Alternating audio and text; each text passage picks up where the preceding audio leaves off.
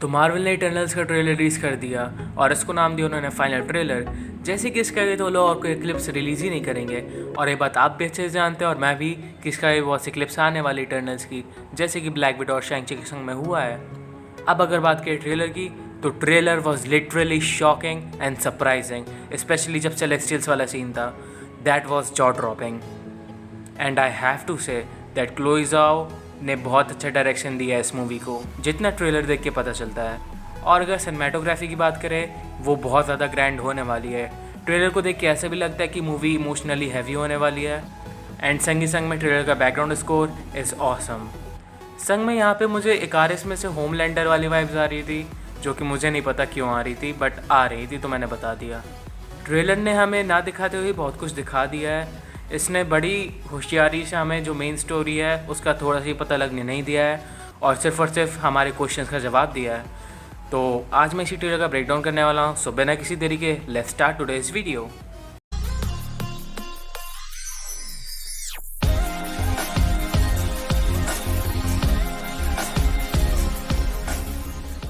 तो ट्रेलर की स्टार्टिंग होती है एजैक और इकारिस के संग में, जहाँ पे ऐसा लगता है कि एजैक ने इकारिस को अपने पास बुलाया है ज़रूरी इन्फॉर्मेशन देने के लिए। और बाद में एजैक कहती भी है कि 5 साल पहले थेनोस ने अपनी एक स्नैप से इस दुनिया के आधे लोगों को गायब कर दिया था, और आज वापस से उसी एक स्नैप से वो आधी पॉपुलेशन वापस आ गई, और उस वजह से पॉपुलेशन में एक सडन चेंज आया, जिसकी वजह से उतनी ज़्यादा एनर्जी प्रोवाइड हो गई जितनी नेसेसरी थी एमरजेंस के लिए। अब यहाँ पे इमरजेंस क्या है? इमरजेंस बेसिकली एक प्रोसेस है जिसमें कोई भी चीज़ एग्जिस्टेंस में आती है सालों तक छुपे रहने के बाद, जो कि डीवेंट्स हैं। तो सिंपली एजैक का मतलब ये है कि डीवेंट्स उतनी ज़्यादा एनर्जी प्रोवाइड हो गई है कि अब वो वापस से एग्जिस्टेंस में आ रहे हैं। इसके बाद इकारिस भी पूछते हैं कि उन्हें अपने पास कितने दिन है, और फिर एजैक बताती है कि उनके पास सिर्फ और सिर्फ 7 दिन है। अब यहाँ पे मैं एजैक के बारे में कुछ बोलना चाहूँगा। मुझे ऐसा लगता है कि एजैक को मूवी की स्टार्टिंग में ही मारा जाएगा, या फिर एजैक की डेथ हो जाएगी, और वो और कोई नहीं बल्कि इकारिस ही करेगा। बिकॉज आगे वाले सीन में अगर हम यहाँ पे देखें तो इकारिस अपने आंखों से हीट विजन छोड़ रहा होता है, और पीछे का सीन देख के समझ आता है कि उसी घर के पास का सीन है। तो ऐसा हो सकता है इकारिस एजैक के ऊपर ही हमला कर रहा हो, उस टाइम उसे किसी ने कंट्रोल किया हो, शायद से ड्रूक, या फिर उसने गलती से कर दिया हो, जो कि बहुत कम चांसेस लगते हैं। अब मैं इतनी श्योरली कैसे कह सकता हूँ कि एजैक मूवी में मर जाएगी शुरुआत में ही? बिकॉज अगर आपने आगे ध्यान दिया तो प्रेजेंट के सीन सिर्फ एजैक का यही वाला है। इसके अलावा बाकी किसी भी सीन्स में एजैक हमें इटर्नल्स के संग में नहीं दिखती है, और बाकी जो भी सीन्स है एजैक के इटर्नल्स के संग में वो सब पास्ट के सीन्स हैं। आई नो कुछ ज़्यादा क्रेजी हो रहा है, बट यार हम फैंस हैं और हमारा काम है फैन थ्रीज बनाना। अब एजैक और इकारिस के कन्वर्सेशन के बीच में हमें ये 2 शॉट्स देखने को मिलते हैं, जहाँ पे पहले शॉट में अर्थ पर कुछ मीटरॉइड टाइप टकराता है, जिसकी वजह से एक बहुत बड़ी सुनामी आ जाती है, और वो सुनामी का ये नेक्स्ट शॉट रहता है। अब ये चीज़ क्या है इसके बारे में आगे ट्रेलर में डिस्कस करूँगा। एंड देन हर बार की तरह हमें मार्वल का इंट्रो देखने को मिलता है, एंड आफ्टर दैट हमें देखने को मिलते हैं सारे के सारे इटर्नल्स, जो कि एक सर्कल में बैठे रहते हैं और बीच में एक सेलेस्टियल रहता है, जिसका सिर्फ एक प्रोजेक्शन रहता है वहाँ पर। और यहाँ पे फैंस का सवाल ये है कि भाई ये गोल्डन बॉल क्या है जो कि इधर से उधर जा रही है? तो भाई ये गोल्डन बॉल बेसिकली मेरे हिसाब से एक कम्युनिकेशन वे हो सकता है इटर्नल्स और सेलेस्टियल्स के बीच का, जिसकी हेल्प से सेलेस्टियल्स इटर्नल से कम्युनिकेट करते हैं। और इस गोल्डन बॉल में पक्का सेलेस्टियल्स कुछ इम्पॉर्टेंट इन्फॉर्मेशन भेज रहे हैं इटर्नल्स को। एंड इसके बाद हमें देखने को मिलता है एक ब्यूटीफुल सा शॉट, जिसमें दिखाया जाता है सन के आगे इटर्नल्स की शिप, जो कि हमें ये भी दिखाता है कि उनकी शिप भी बहुत ज़्यादा पावरफुल है, कि सन के सामने तक वो आ गई है मगर उसको कुछ नहीं हुआ।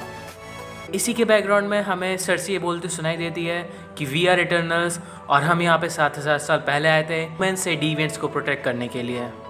एंड इसके बाद ही हमें इकारिस का एक शॉकिंग मोमेंट देखने को मिलता है, जहाँ पे वो अपनी आंखों से हीट विजन छोड़ता है एक डीवेंट के ऊपर, और ये पूरी तरह से सुपरमैन की वाइब्स देता है। लेकिन हालांकि मुझे ये होमलैंडर की वाइब्स दे रहा था, I don't know why, because ये मुझे ईविल टाइप दिख रहा था इस सीन में। But I will not compare him with any one, because movie देखने से पहले मैं कुछ भी नहीं बता सकता। That's why I will not compare him with any one. And next shot में देखने को मिलता है डेन वाइटमैन और सर्सी। तो यहाँ पर डेन सर्सी से पूछता है कि तुम लोग तब कहाँ थे जब थेनोस ने आधी दुनिया को स्नैप करके इरेज कर दिया था, और तुम लोगों ने तब क्यों नहीं हेल्प की जब इतने सारे टेरिबल इवेंट्स हो गए थे ह्यूमन हिस्ट्री में? तो भाई पहला सवाल तो मेरा ये बनता है कि भाई अगर तू ही ब्लैक नाइट है तो तू एंड गेम के टाइम कहाँ पे था? क्योंकि भाई एंड गेम में दुनिया जहान के सुपर हीरोज आ गए थे, यहाँ तक कि हॉवर्ड द डक भी, तो तू कहाँ पे था? तो यहाँ पे सर्सी कहती है कि उनको इंस्ट्रक्ट किया गया था कि जब तक किसी भी मैटर में डिफेंस इन्वॉल्व ना हो तब तक उन्हें इंटरफेयर नहीं करना है उस मैटर में। जिस पे डेन ये पूछता है कि किसने तुम्हें इंस्ट्रक्ट किया था। एंड देन हमें मूवी का सबसे ज़्यादा शॉकिंग सीन देखने को मिलता है, जहाँ पे हमें फर्स्ट लुक मिलता है एक सेलेस्टियल का।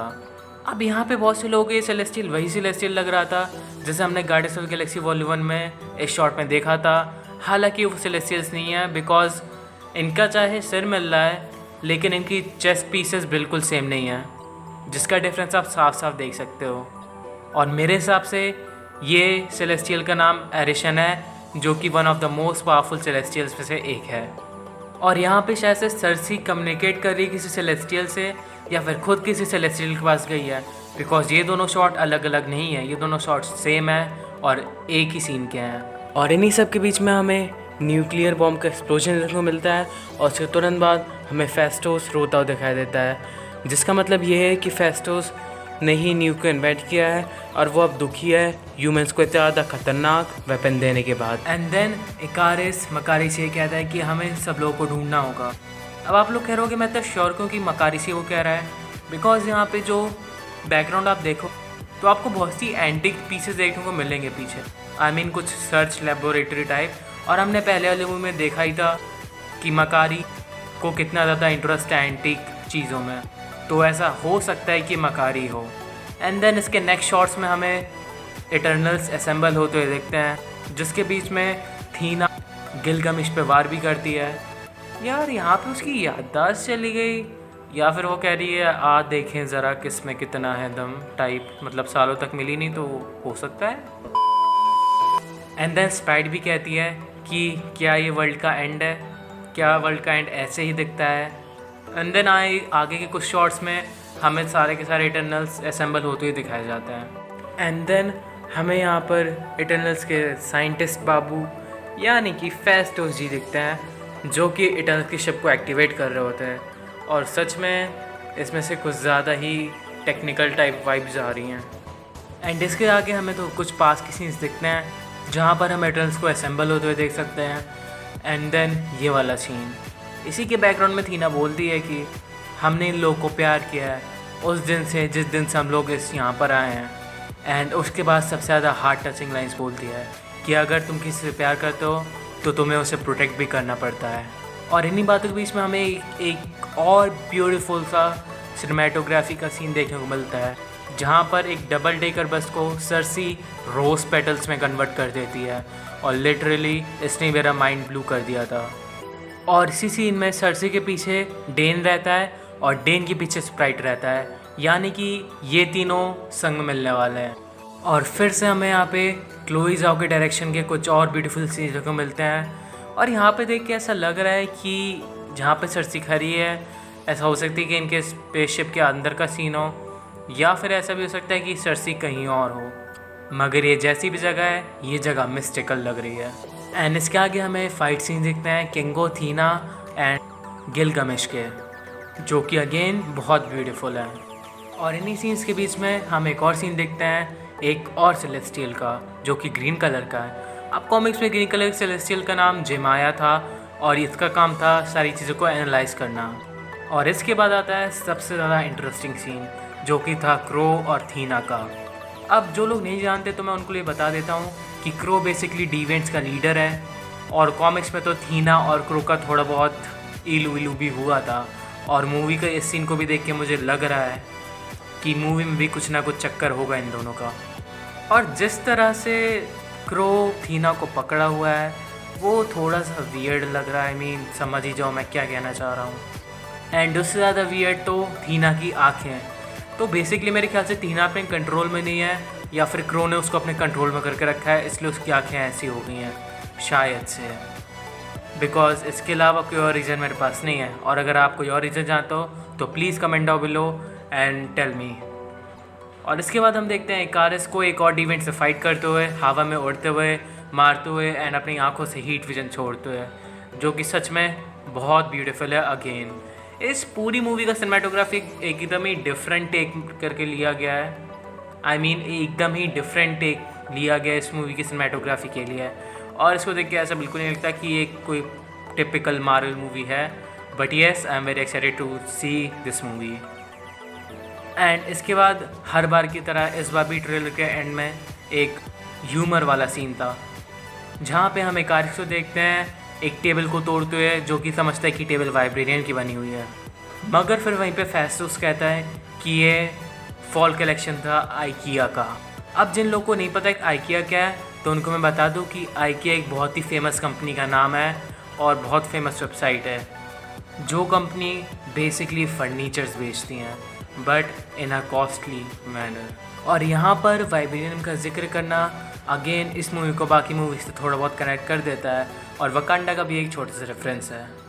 सो एट लास्ट मैं यही कहना चाहूँगा कि मूवी विजुअली वाइज बहुत ब्यूटीफुल होने वाली है, और स्टोरी वाइज ब्यूटीफुल होगी कि नहीं वो तो मूवी देखने के बाद ही पता चलेगा। बट इसको देख के मैं अभी से बता सकता हूँ कि मूवी का असली मज़ा थिएटर्स में ही आएगा, बिकॉज इसके विजुअल्स बहुत ज़्यादा ब्यूटीफुल लग रहे हैं। सो यस गाइज, यही था आज के लिए है, और आप में से बहुत से लोगों ने मेरा न्यू एडिट वाला चैनल सब्सक्राइब नहीं करा है, तो जाकर प्लीज़ सब्सक्राइब कर लो। Link is in description and comment section. And अगर कोई भी नया है तो please subscribe to my channel and don't forget to press that bell icon. तो मिलते हैं अगली वीडियो में। अगर ये वीडियो अच्छी लगी हो तो लाइक कर देना, कमेंट कर देना, और अगर कुछ ज़्यादा इन्फॉर्मेटिव लगी तो शेयर भी कर देना। सो तब तक के लिए बाय।